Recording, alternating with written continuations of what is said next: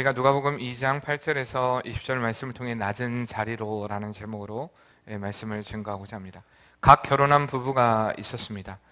남편은 늘 그 어린 아내가 툭하면 우는 모습이 정말 보기가 싫었습니다. 왜냐하면 자신의 장모님이, 그러니까 장모가 늘 그런 모습이 있었기 때문입니다. 왜 그러냐면 사실 이 시집 오기 전에 이 어린 신부는 늘 그 강한 아버지 밑에서 늘 큰 소리를 들으면서 순종하는 그런 어머니, 항상 아버지의 그 귀에 눌려서 한 번도 귀를 펴지 못하는 그 어머니를 보고 자라면서 자신이 커서 결혼하면 절대 이런 결혼 생활을 하지 말아야지라고 했지만, 그런데 막상 결혼해 보니까 그렇게 되지 않더라는 것입니다. 그래서 결국 자기도 엄마처럼 남편 앞에서는 마치 순교자의 같은 모습으로 한마디 대꾸도 하지 못하고 기죽은 채 그렇게 살아가고 있었습니다. 한편 남편은 이 가장으로서 그 남편 늘 군주처럼 행동하던 그 아버지의 모습을 보고 자랐기 때문에 아내 앞에서만 서면 아버지가 그랬던 것처럼 자기 마음대로 소리도 지르고 욕도 하면서 가정을 순식간에 지옥으로 만들어 버렸습니다. 이 토마스 해리스라는 박사가 둘 다 옳다라는 책을 썼는데요, 그 책에 보면 사람들은 4가지 기준에 따라 행동을 한다고 합니다. 첫째 행동은 나는 옳고 당신은 틀렸다 라고 행동하는 사람이 있고요, 두 번째는 당신은 옳고 나는 틀렸다 라고 행동하는 사람이 있고요, 세 번째는 당신도 틀렸고 나도 틀렸다 라고 생각하는 사람이 있고, 마지막으로 4번째 사람은 당신도 옳고 나도 옳다라고 생각하는 그런 사람이 있다고 합니다. 이 중에서 서로 기쁨을 나눌 수 있는 사이는 어떤 사이일까요? 당신도 옳고 나도 옳다라고 생각하는 사람일 것입니다. 이런 전제 아래 우리가 행동할 때 서로 존중하고 또한 기쁨을 나누는 그런 친밀한 관계가 될 수 있습니다. 앞선 부부의 모습은 나는 옳고, 그 남자는 나는 옳고 당신은 틀렸다라는 자기 위주의 그런 생각으로 살아온 그런 전형적인 그런 부부의 모습입니다. 그렇기 때문에 갈등이 끊어지지 않는 것입니다. 물론 남편은 매사에 아내가 아무 말도 하지 못하는 그런 나약한 모습을 볼 때마다 정말 보기 싫었을 것입니다. 아내는 내가 그저 죽었습니다라는 식으로 가만히 있으면 상책이라고 생각했을 수도 있습니다. 그러나 그것은 그들에게 해결책이 되지 못했다는 것입니다. 서로를 이해해 주는 것은 자신을 한 번 내려놓고 좀 더 내려놓고 한 발 물러설 때 가능한 일이라는 것입니다. 그렇다면 우리 토마스 해리스 박사처럼 자, 당신도 옳습니다, 그리고 나도 옳습니다 라는 생각을 가지고 살면 정말 인간의 삶은 아무런 문제 없이 행복한 삶을 살 수 있을까요? 여러분 그렇게 생각하십니까? 결코 그렇지 않습니다. 인간의 이런 이해는 분명 한계가 있다는 것입니다. 아무리 당신도 옳고 나도 옳습니다 라고 서로의 이해관계를 가지고 살아간다 할지라도 정말 자신이 공격을 당하거나 또는 위기가 찾아오면 자신을 방어하려는 것이 인간의 근본적인 모습입니다. 그리고 자신의 이익을 선택하는, 이해보다는 자신의 이익을 선택하는 것이 바로 죄인된 인간의 모습이라는 것입니다. 우리의 생각과 이해로 서로를 감싸는 일, 사실 그것은 절대적으로 감싸는 일은 불가능한 일이라는 것입니다. 자신을 완전히 버려야만 물론 가능한 일입니다. 내가 그 사람을 위해 죽어줘야겠지라는 생각을 가지면 가능할 수도 있다라고 생각할 수도 있습니다. 그러나 우리 인간은 이미 죄인된 인간이기 때문에 그것조차가 불가능한 일이라는 것입니다. 내가 이 사람을 위해 희생하면 되지, 내가 이 사람을 위해 헌신하면 되지, 그러나 그 희생과 그 헌신 자체가 벌써 자격 없는 희생이고 자격이 없는 헌신이라는 것입니다. 왜 그렇습니까?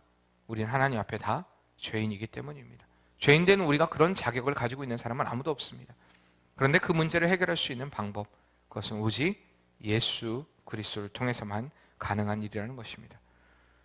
우리는 죄로 인해 자격도 없고 능력도 없지만 하나님 되신 예수님께서 이 땅에 우리를 위해 오심으로 인하여서, 또한 낮고 천한 자리에 내려오심으로 인하여서 이렇게 자격 없는 우리를 자격 있는 자로 만들어 주실 때야만이 그 모든 일이 가능한 것입니다.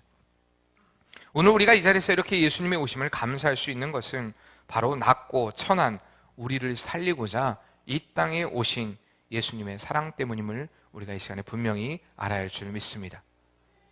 소리 좀 키워주세요. 어려움에 처해 본 사람은 어려운 사람의 처지를 잘 이해할 수 있습니다. 오늘 말씀에 보면 인간의 몸을 입고 이 땅에 내려오기로 결정하신 예수님은 가장 낮은 자리를 선택하셨습니다. 낮은 자리를 오셨는데 그 중에서도 가장 낮고 낮은 자리에 임하셨다는 것입니다. 첫째로 예수님은요, 가장 약자들에게 기쁨의 좋은 소식을 먼저 전해주셨다는 사실입니다. 우리가 8절에서 12절에 봤듯이 처음으로 예수님의 태어나심의 기쁜 소식을 들은 사람들은 누구였습니까? 네, 목자였습니다. 당시의 목자들은 어떤 사람이었냐? 사람들에게 멸시와 천대를 받는 그런 신분의 사람들이었습니다. 그들은 직업의 특성상 이스라엘 백성들이 강조했던 모세의 율법을 지킬 수 없는 사람들이었습니다. 그래서 그들은 공동체에서 벗어난 소외된 사람들이었고 모두가 잠을 자고 있을 때 양을 지켜야 하는 그들은 힘들고 또한 가난한 자들이었습니다. 여러분 한번 상상해 보시길 바랍니다. 아무도 없는 그곳, 정말 아무도 없는 들판, 그거 어떻겠습니까? 적막한 그러한 들판 가운데 간간히 그 짐승의 울음소리만 들려오는 그 어둠이 있는 그곳에 갑자기 호련히 천사가 나타났습니다. 근데 그냥 갑자기 나타난 것이 아니라 환한 빛과 함께 그들이 나타나는 것입니다. 그 어둠을 물러나게 할 하나님의 영광과 함께 그들을 비출 때 그 목자들은 두려움에 떨게 되었습니다. 사실 이것이 우리가 글로 봐서 그렇지 한번 상상해 보시길 바랍니다. 정말 어두운데 갑자기 환한 빛과 함께 누가 콱 하고 나타났다고 생각해 보시길 바랍니다. 얼마나 놀랬겠습니까? 얼마나 두려웠겠습니까? 그때 천사들이 하는 말이 뭐라고 얘기합니까? 무서워하지 말라라고 얘기합니다. 무서워하지 말라. 그러면서 그들에게 전한 것이 바로 그리스도를 통한 구원의 기쁜 소식의 사건이었습니다. 복음은 우리에게 이렇게 다가옵니다. 보잘것없고 초라한 삶인 것처럼 보이지만 우리가 그 자리를 묵묵히 지키고 있을 때 어느덧 호련히 이 목자들에게 임한 것처럼 복음이 우리에게 임하게 된다는 것입니다. 요즘 그런 말 듣기가 쉽지는 않은데 예전엔 전도를 하다 보면 이런 이야기를 많이 듣습니다. 에이, 나 같은 사람이 어떻게 예수님을 믿겠어요? 내가 얼마나 죄인인데, 내가 얼마나 잘못한 것이 많은데 나 같은 것이, 나같이 부족하고 초라한 것이 어떻게 예수님을 믿을 수가 있어요? 요즘에는 이런 말 듣기 참 힘들지만 예전에는 그런 말을 종종 하는 사람들이 많이 있었습니다. 나 같은 것, 그렇게 부족하고 초라한 죄인된 이 나 같은 것, 여러분 그 나 같은 것 때문에 바로 주님이 이 땅에 오신 것입니다.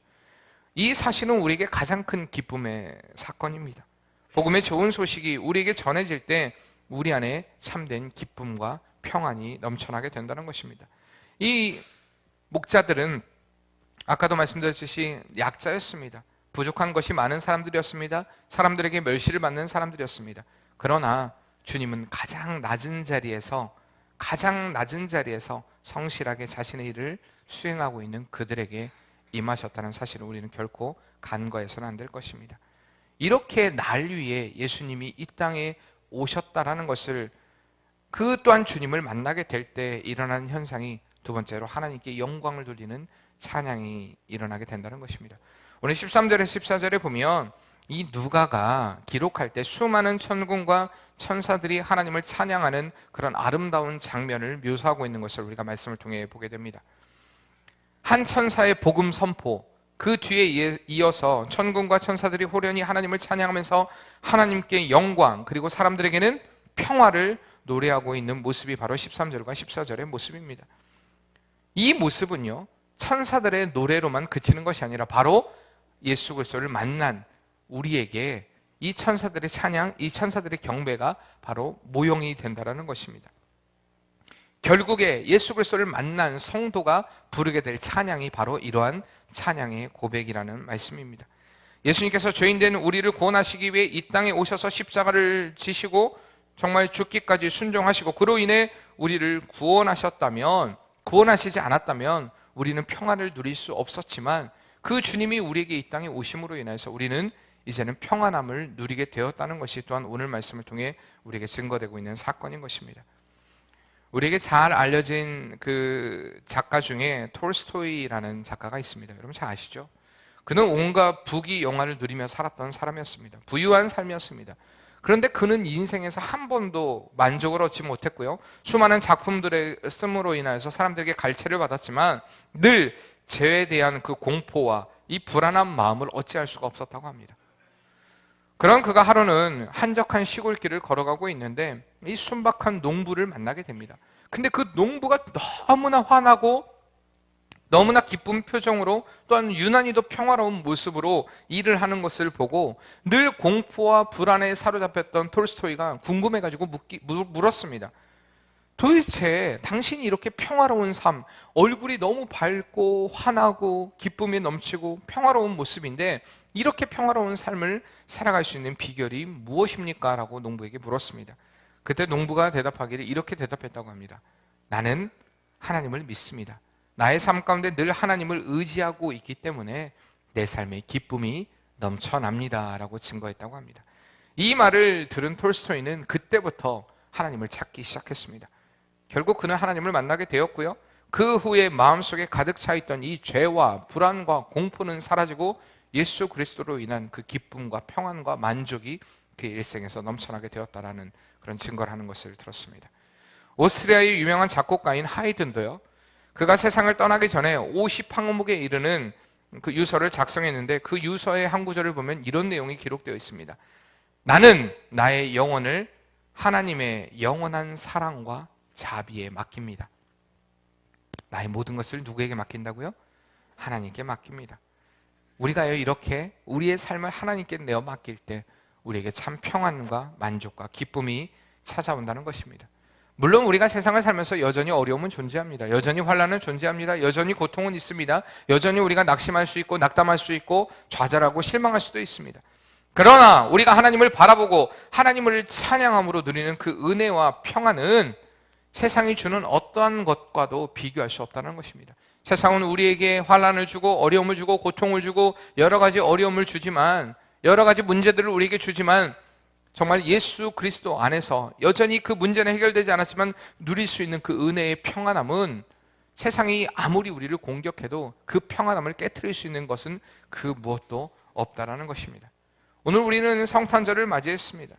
정말 주님의 오심이 이렇게 나를 위해 이 땅에 오심이 여러분들에게 기쁨이 되고 있습니까? 주님으로 인한 그 삶으로 인하여서 여러분 안에 평안함이 있냐라는 말씀입니다. 저는 참 이해할 수 없는 사람이 있습니다. 늘 교회에 나오고요. 예배도 잘 드리고요. 늘 열심히 하는 것 같은데 교회에 기쁨이 없습니다. 아무런 감동도 감격도 없습니다. 그래서 예배 드릴 때 좀 불편해 보입니다. 뭔가 좀 불편해 보입니다. 예배 드리는 것이 꼭 견디는 것 같고 예배 드릴 때마다 막 힘들어합니다. 온 몸을 막 우리 어린아이들도 지금 참석했는데 어린아이들이 예배를 드리면서도 마찬가지입니다. 내가 왜 이 시간에 이 자리에 이렇게 했지? 내가 왜 이 부모를 만나가지고 내가 예배 시간에 이러고 있어야 하는지 꼭 그런 발버둥처럼 어린아이니까 그럴 수 있는데 여러분들은 여러분들 의지로 나왔음에도 불구하고 예배 시간이 굉장히 불편해 보이는 분들이 있습니다. 하나님을 찬양하는 시간을 굉장히 지루해합니다. 저는 참 신기하지만 안타깝기도 합니다. 지난주 금요일 날 우리 교인들이 같이 식사를 했지 않습니까? 목사님 우리 고위원을 맞이해서 우리 교인들이 같이 식사를 했는데 그때 우리 남현미 지사님께서 우리 이양재 장로님을 보고 정말 재미없는 남자라고 그러더라고요. 근데 이양재 장로님만 걸고 넘어지기는 좀 그래가지고 염경락 성도님도 같이 옆에 있다가 두 분 다 재미없는 남자가 됐습니다. 참 무드도 없고 정말 재미없는 남자. 근데 저는 우리 이양재 장로님을 뵐 때마다 참 재밌습니다. 왜냐하면 장로님이요, 여러분 들어보셨습니까? 그동안에 받은 은혜, 하나님에 대해서 이야기할 때는요 눈이 반짝반짝 하십니다. 얼마나 막 그냥 흥분하면서 이야기하시는지, 얼마나 감성이 풍부하신지 모릅니다. 여러분 그래서 기도하실 때 장로님은 정말로 참으로 진심으로 얼마나 많은 미사어구를 사용하시면서 그 하나님에 대한 사랑을 표현하신지 아십니까? 원래 마음이 따뜻한 남자가 겉으로 볼 때는 차가워 보일 수 있습니다. 이것을 요즘 애들 말로 츤데레라고 합니다. 츤데레 아십니까? 겉은 차가워 보이는데 마음은 따뜻한 남자. 제가 그런 남자입니다. 제 아내가 늘 저보고 피도 눈물도 안 나올 것 같은 사람이라고 제가 저를 너무 핍박합니다. 그래, 엊그제는 부모님들과 같이 식사를 하면서 같이 밥을 먹고 있는데 참 밥 먹을 때 말도 안 하는 남자라고 저보고 얼마나 핍박을 하든지, 그러나 저는 말없이 새우를 제 아내에게 까줬습니다. 제 아내도 까주고요, 저희 재수 씨도 까주고요, 어머니도 까드리고 아버지도 까드리고 동생도 까주고, 저는 안 먹었습니다. 저는 이렇게 말이 아닌 행동으로 보여주는 남자인데도 불구하고 정말 억울한 핍박을 당합니다. 그럴 때마다 주님도 날 위해 핍박을 당하셨는데 라는 생각을 하면서 제가 견뎌내고 있는데요, 제가 뭐 잘한다는 말은 아니고요, 우리가 인간적인 표현은요 이렇게 좀 서툴 수가 있습니다. 그렇지 않습니까? 사람이 살다 보면 마음은 있는데 꼭 그렇게 표현이 안 될 때가 참 많아요. 저도 참 어떻게 보면 그런 걸 잘 못하는 사람 중에 하나인 것 같습니다. 제가 참 보고 배운 게 그거밖에 없고 자라면서 그렇게 자랐다 보니까 저도 참 그게 어색해요. 근데요, 여러분, 양재장님도 말씀드렸지만 저를 볼 때요, 제가 하나님께 예배하고 하나님을 찬양할 때 제가 인색한 것처럼 보이십니까? 저는 인색하지 않습니다. 제가 다른 건 몰라도 인간적인 표현은 좀 서툴어도 주님을 찬양하고 주님을 예배하는 일에 대해서만큼은 정말 가장 최선의 것을 드려야 한다는 생각을 늘 가지고 있습니다. 우리가 인간적으로는요 좀 서툴 수 있습니다. 표현이 좀 미숙할 수도 있습니다. 그러나 우리가 주님 앞에서는 늘 최선의 것을 드려야 됩니다. 주님 앞에서는 서툴어서도 안 됩니다. 서투를 수는 있겠죠. 그러나 우리가 모자람 없이 늘 주님 앞에 늘 최선을 다하는 모습이 바로 하나님을 만난, 예수 그리스도를 만난, 오늘 그 구원의 주님을 만난 우리의 모습이 되어야 한다는 것입니다. 그렇기 때문에 늘 하나님 앞에 드릴 때는요, 여러분들이 찬양을 드릴 때, 예배를 드릴 때는 최선의 것으로 드려야 합니다. 오늘 주일학교 아이들에게도 여러분들 그걸 보여줘야 됩니다. 내가 교사로서 있다면 내가 정말 최선을 다해서 하나님을 예배하는 모습, 누가 와서 여기서 찬양을 하든 설교를 하든 누가 무엇을 하든 간에 하나님 앞에 최선을 다해서 그 예배하는 모습을 우리가 보여주어야 한다는 것입니다. 이러할 때 우리의 그 경배를, 우리의 찬양을 누가 받으십니까? 하나님이 기뻐 받으십니다. 우리가 해야 할 일은 그것이라는 것입니다. 그렇게 감사의 표현을 하는 것이지 우리가 다른 것으로, 어떤 것으로 그 은혜와 그 사랑의 감사를 표현할 수 있는 방법은 없다라는 사실을 여러분 꼭 기억하시길 바랍니다.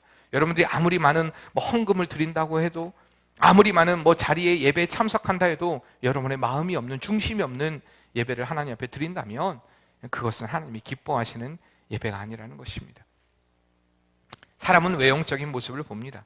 외형적으로 저 사람 좀 차가운 것 같아, 저 사람은 조금 좀 좀 다가가기 힘든 것 같아. 그러나 주님은 무엇을 보십니까? 우리의 중심, 우리의 마음을 보십니다. 우리의 마음을 보시는 하나님 앞에 여러분들이 가장 아름다운 것으로 드리기로 결정하고 그렇게 예배하면 그 예배가 여러분들에게, 하나님께 영광이 되고 우리에게는 평안이 되는 그 은혜가 있을 줄 믿습니다. 이렇게 하나님을 찬양하는 삶은요 반드시 세 번째로 복음 증거로 나타나야 됩니다.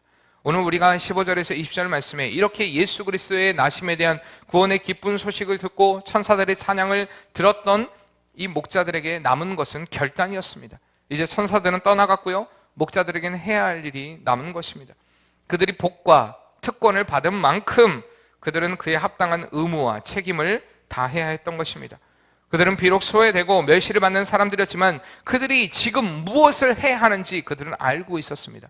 오늘 15절 말씀에 보면 천사들이 떠나 하늘로 올라가니 목자가 서로 말하되, 아무 말도 하지 않았습니다. 천사가 무엇하라고 얘기하지 않았습니다. 그냥 구원의 기쁜 소식만을 전했습니다. 그때에 목자들이 천사가 떠나간 후에 서로 말하되 라는 표현이 있습니다. 너나 할 것 없이 일심동체가 되었다는 것입니다. 말하지 않아도, 눈빛만 봐도 이제 무엇을 해야 할지 서로 알게 되었다는 사실입니다. 그래서 이제 그 일을 즉시 하기로 그들은 결단합니다. 바로 베들레헴으로 가서 예수님을 경배하기로 한 것입니다. 15절에 베들레헴으로 가서라는 말씀을 보면 베들레헴이 가까운 곳은 분명히 아니었다는 것을 우리가 볼 수가 있습니다. 바로 옆에 있는 것이 아니라 베들레헴으로 가야 하는 분명히 수고가 있었습니다. 시간도 필요했습니다. 노력도 필요했습니다. 그러나 그들에게 이러한 수고, 이러한 시간은 문제가 되지 않았습니다. 왜? 복음의 확신으로 인해 그들 안에 열정이 넘쳐났기 때문입니다. 내가 이렇게 복음을 들었으니 이제는 전하지 않고는 견딜 수 없는 불릿한 마음이 그들에게 일어난 것입니다. 우리도요, 이렇게 복음을 만나게 되면 확신을 가지게 됩니다. 그리고 그 확신은 반드시 우리의 삶의 열정으로 남게 되고요, 그 열정은 우리를 움직이게 만듭니다. 미루지 않습니다. 그래서 복음의 사람은 열정의 사람이 되는 것입니다. 목자들은 지체하지 않았습니다. 그리고 베들레헴에 달려갔습니다. 천사가 말한 표적, 즉 강포에 쌓여 구유에 누워있는 아기를 빨리 확인해보고 싶었습니다. 그리고 그 놀라운 복음의 소식을 그의 어미인 마리아와 또한 아비인 요셉에게 전하고 싶었습니다. 그리고 그 주위의 사람들에게 전해야겠다는 생각으로 그들은 빨리 걸음을 재촉했습니다. 그리고 말씀에 본 대로 그들은 사람들에게, 그들이 듣고 그들이 본 대로 사람들에게 증거하게 됩니다. 그때 사람들의 반응이 어땠습니까? 그들의 말을 듣고 오늘 말씀해 보니까 놀랐다라고 이야기합니다. 18절 말씀에 듣는 자가 다 목자들이 그들에게 말한 것들을 놀랍게 여기되, 굉장히 놀라워했습니다. 근데 문제가 있습니다. 그들은 그냥 놀라워만 했다는 것뿐입니다. 마찬가지입니다. 구원이 우리에게 다가오지 않을 때, 예수 그리스도의 그 십자가가 우리의 가슴에 새겨지지 않을 때 우리는 그냥 형식적인 예배를 드릴 수밖에 없습니다. 아, 그렇구나. 오늘 우리를 위해 구주가 나셨구나. 아, 그렇구나. 그냥 그렇게만 생각하고 그렇게만 여기고 정말 나와 상관없는 주님으로, 나와 전혀 관계없는 주님으로 우리가 그 주님을 진정으로 마음속에 모셔드리지 못하는 어리석은 모습으로 살아갈 수밖에 없다는 것입니다. 왜 사람들이 이렇게 그 말을 듣고 놀랍게만 여겼을까요? 아마 당시에 이 목자들이 아까 말씀드렸듯이 굉장히 천하고 비천하고 사람들에게 인정받는 사람이 아니었다고 말씀드렸습니다. 그러나 만약에 목자가 아니라 당시에 인정을 받고 당시 사람들에게 굉장히 어떤 권위가 있던 사람들이 그 말을 전했다면 사람들이 아, 그래? 그러면서 아마 보러 갔을 수도 있고 막 놀래서 막 어떤 행동을 취했을 수도 있습니다. 그러나 비천한 목자들의 말에 그들은 그저 놀라기만 할 뿐이었습니다. 그냥 시큰둥거렸습니다. 그러나 하나님은요, 세상적으로 어떤 많은 지위를 가지고 있고 어떤 재능을 가지고 있고 능력을 가지고 있고 많은 영향력을 미칠 수 있는 사람을 통해서가 아니라 부족하고 나약하고 연약한 그 목자들을 들어쓰셔서 구원의 기쁜 소식을 전하게 했다는 것, 우리는 결코 이것을 잊어서는 안 될 것입니다. 많은 사람들이 그렇게 그들의 말에 그냥 귀로 듣고 흘려버리고 그냥 놀라기만 했지만 딱 한 사람만은 그 말을 가슴에 새겼다라고 이야기합니다. 누구입니까? 마리아입니다. 19절 말씀에 마리아는 이 모든 말을 마음에 새겨 생각하니라. 참 우리가 이런 태도가 굉장히 중요합니다. 우리는 여기서 두 가지를 보게 됩니다. 복음은 먼저 증거되어야 합니다. 전해져야 합니다. 우리가 부족하고 연약할지라도 이 목자들을 사용하셨던 주님이 바로 부족하고 연약한 우리를 사용하기를 원하신다는 것입니다. 우리를 통하여서 하나님의 나라가 온전히 증거되기를 원하신다는 사실입니다. 때로는 내가 너무나 부족하고 내가 연약하고 내가 복음을 전한다 해서 얼마나 많은 사람들이 영향력을 받겠어라고 생각할지 모르지만 주님이 연약하고 초라하고 부족한 이 목자들을 사용하셨다면 오늘 저와 여러분은 반드시 사용하십니다. 그럼 내가 주님이 사용하시는 그 도구가 되어서 온전히 복음을 전하는, 증거하는, 그 망설임 없이 복음을 증거하는 자의 삶을 분명히 살아야 하는 것입니다. 두 번째로 우리들은 그것을 가슴에 새겨야 합니다. 그리고 뭐 해야 합니까? 마리아처럼 새기고 생각해야 합니다. 굉장히 중요합니다. 한번 따라해 봅시다. 새기고 생각하자.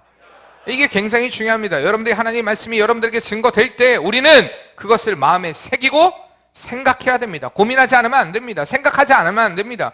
여러분들이 지금 제가 여기 말씀을 전하고 있고 여러분 말씀을 듣는 자니까 아 그렇구나 그래 그게 아니라 그 말씀을 듣고 우리가 기억하고 생각해야 됩니다. 그리고 우리의 삶으로 그리스도를 나타내야 됩니다. 이것이 우리의 삶이 되어야 한다는 것입니다.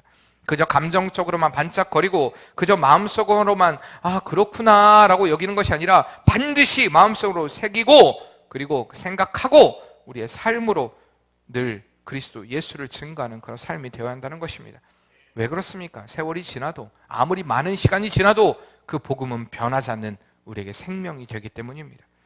사랑하는 성도님들, 하나님은 정말로 이렇게 부족하고 연약한 우리를 사용하기를 원하십니다. 오늘 이렇게 부족하고 연약한 목자들을 사용하셨던 것처럼 우리가 부족하고 연약하지만 그 하나님의 나라의 복음을 위해서 우리가 온전히 드려지고 쓰여지기를 원하시는 것이 바로 저와 여러분을 사랑하시는 하나님의 마음이라는 것을 깨닫길 바랍니다. 그렇기 때문에 우리가 늘 이 들려지는 복음을 붙잡고요, 우리가 요동치지 않는 믿음을 살아야 됩니다. 그리고 그 말씀을 받은 그 순간 우리는 즉시 그 말씀을 들고 나아가야 됩니다. 하나님, 나를 통해 그 복음의 증거가 이루어지길 원합니다. 예수 그리스도의 나심을 여러분들이 정말 느끼고 누리고 만졌다면 내가 주님을 찬양하지 않을 수가 없고요, 내가 주님의 복음을 들고 증거하지 않을 수가 없는 그 은혜의 삶이 되는 것입니다. 사랑하는 성도님들, 예수님은 높은 자리가 아니라 낮은 자리를 선택하셨습니다. 세상적으로 화려한 사람이 아니라 부족하고 초라한 자를 먼저 찾아오셨습니다. 오늘 이 주님이 바로 저와 여러분을 위해 오신 구원주가 되십니다. 우리는 늘 나약하고 연약하지만 나의 죄를 사하기 위해서 낮고 천한 자리를 선택하시고 십자가의 고통과 고난을 선택하신 예수님의 사랑을 우리가 분명히 알아야 할 줄 믿습니다. 늘 낮은 자리에서 우리도 역시 주님을 섬기고 주님을 사랑하고 주의 마음으로 서로가 서로를 섬기고 사랑하며 하나님께 찬양하고 하나님께 영광을 돌리며, 그리고 늘 복된 소식을 우리의 가슴에 새기고 생각하고 또한 증거하는 그런 복된 성도의 삶이 오늘 저와 여러분의 삶이 되어야 할 줄 믿습니다. 이제 곧 2018년이 시작됩니다. 여러분 무엇을 결단하게 되겠습니까? 많은 사람들이 이렇게 얘기합니다. 꼭 12월 25일이 예수님이 나신 날이 아닐 수 있다라고 얘기합니다. 크리스마스의 오원, 우리가 어제 전에 병관 선생님이 얘기했죠. 크리스마스의 오원, 4세기 313년 이후에 생겨난 그런 일들에 대해서 많은 사람들이 그게 태양신을 섬기기 위한 일이었지 진짜 예수 그리스도의 나심을 기념하는 날은 아니다, 그건 미신적인 것이다, 우상의 것이다 라고 이야기합니다. 그러나 저는요, 왜 하나님께서 12월 25일을 예수님의 나신 날로 정하셨을까 이렇게 생각해 봤습니다. 그러니까 왜 우리가 인간들이 12월 25일을 선택해서 그렇게 하나님을 예배하도록 만드셨을까, 제가 사실 고민해 봤습니다. 근데 저는 참 의미가 있다고 생각합니다. 1월도 아닌 왜 하필 12월에 우리가 그동안에 정말로 세상적으로 우리가 만약에 2017년이라고 하면 2017년을 살면서 하나님의 말씀과 하나님의 은혜와 하나님의 진리대로 우리가 그 생명을 받은 자답게 온전히 복되게 살아야 되는 것이 맞지만, 때론 우리가 세상에 살다 보면 지치고 쓰러지고 나약하고 연약하여서 또 하나님의 뜻대로 살지 못할 수도 있습니다. 그런 나약하고 연약한 우리를 위해서 너 다시 그 은혜를 알아야 돼, 다시 너를 위한 그 사랑을 알아야 돼 라고 우리에게 회복시키기 위해서 12월 25일이라는 날짜를 주시고, 또 그날을 통해서 다시 한번 예수 그리스도의 그 십자가의 은혜의 사랑을, 우리를 위한 이 땅에 오신 그 낮은 자리에 임하신 그 사랑을 생각하면서 다시 한번 우리가 믿음으로 서라, 말씀으로 서라, 온전해져라, 혹시 그런 의미 아닐까요? 그리고 우리가 그렇게 결단함으로 인해서 새롭게 시작될 우리가 내년에 또한 2018년을 살아가면서 주님, 내가 이제 주의 뜻대로 살겠습니다, 일주일이라는 시간을 또한 생각하고 또한 결단하면서 새롭게 살아갈 2018년 더욱더 하나님의 영광을 위해 내가 그 하나님의 복음을 위해 살아가길 원합니다 라고 결단할 수 있는 우리에게 은혜의 시간을 허락하기 위해서 하나님께서 25일을 허락하신 것은 아닐까요? 여러분 좀 깊이 생각해 보시길 바랍니다. 그리고 결단하시길 바랍니다. 주님, 내가 이제는 그 주의 나심이 그리고 또 주의 죽으심이 나와 상관이 있길 원합니다. 내가 그리고 그 십자가를 붙들고 그리스도의 예수를 온전히 붙들고 정말 날 위한 그 사랑을 붙잡고 온전히 믿음으로 걸어갈 수 있는 복된 성도의 삶 될 수 있게 도와주시옵소서. 우리가 이렇게 기도함으로 결단할 수 있는 복된 성도의 삶 되시기를 바랍니다. 우리 같이 찬양하겠습니다.